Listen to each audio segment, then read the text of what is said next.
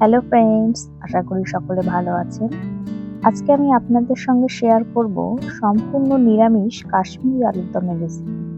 খুবই সহজ পদ্ধতিতে ও অল্প কিছু উপকরণ দিয়ে আমি এই টেস্টি আলুর দমের রেসিপিটি আজকে বানাবো। তো চলুন শুরু করে নিই রান্নাটা।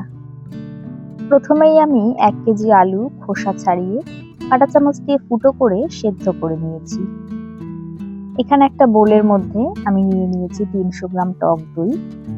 এখন এর মধ্যে দিয়ে দিচ্ছি লঙ্কা গুঁড়ো 1 টেবিল চামচ, কাশ্মীরি লঙ্কার গুঁড়ো 1 টেবিল চামচ, কাজু বাদাম বাটা 2 টেবিল চামচ, কিশমিশ বাটা 1 টেবিল চামচ ও মৌরি গুঁড়ো 1.5 টেবিল চামচ।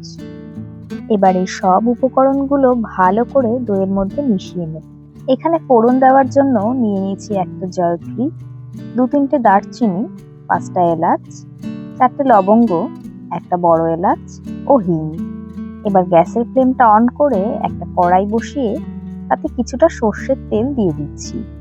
তেলটা ভালো করে গরম হয়ে গেলে আমি সেদ্ধ করা আলুগুলো এক এক করে কড়াইতে দিয়ে অল্প একটু নুন ছড়িয়ে ভেজে নেব। হালকা করে আলুগুলোকে ভেজে তুলে নেওয়ার পর আমি কড়াইতে আরো কিছুটা সর্ষের তেল অ্যাড করে সব ফোড়নগুলোকে দিয়ে দিচ্ছি।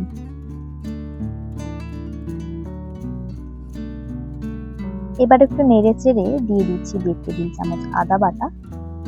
আদা বাটাটা অল্প একটু ভেজে নিয়ে এখন আমি মশলা মেশানো দইটা দিয়ে দিলাম। এবার স্বাদ মতো নুন, চিনি ও 1 চা চামচ কাশ্মীরি লঙ্কার গুঁড়ো দিয়ে 3 থেকে 4 মিনিট মাঝারি আঁচে ভালো করে নেড়ে নেব।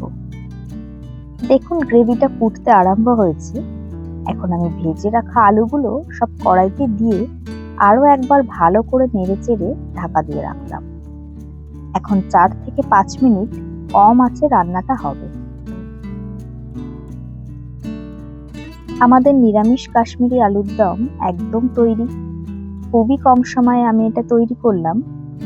আমি কিন্তু এখানে একটুও জল ইউজ করিনি, পুরো গ্রেভিটাই কিন্তু এখানে দইয়ের। এই রেসিপিটি রুটি, লুচি, পরোটা বা ফ্রাইড রাইসের সাথে খেতে কিন্তু খুবই ভালো লাগে। এবার এই গরম গরম কাশ্মীরি আলুর দম আমি কড়াইশুঁটির কচুরির সাথে সার্ভ করছি। তো ফ্রেন্ডস, ভিডিওটি ভালো লাগলে একটি লাইক ও শেয়ার করে দেবেন ও সাবস্ক্রাইব করে চ্যানেলটির পাশে থাকার অনুরোধ রইল। সকলে ভালো থাকবেন। ফিরে আসবো আবারও অন্য একটি রেসিপি নিয়ে। ধন্যবাদ।